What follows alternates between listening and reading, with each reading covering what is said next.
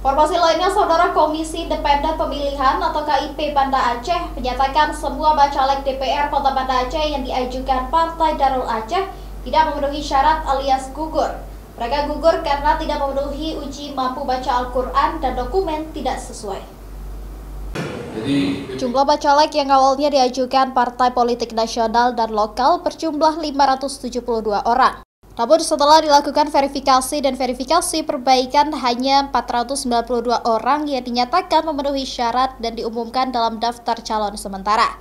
Sementara 80 bacalek yang tidak memenuhi syarat atau TMS, sehingga yang kita umumkan dalam DCS hanya yang memenuhi syarat. Bacalek TMS berasal dari hampir seluruh partai politik yang mengajukan calon.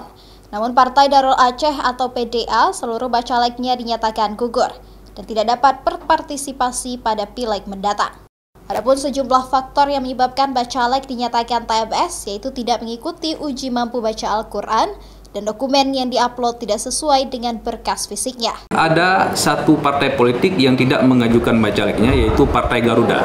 Mereka bahkan tidak mengajukan sama sekali dari nol dari awal seperti itu. Makanya saat itu hanya 23 parpol yang mengajukan bacalek minus dari Partai Garuda. Kalau yang TMS dari partai mungkin Pak? Kalau yang TMS dari partai, hampir semua partai itu ada yang TMS, namun hanya ada beberapa partai yang memang mereka tidak ada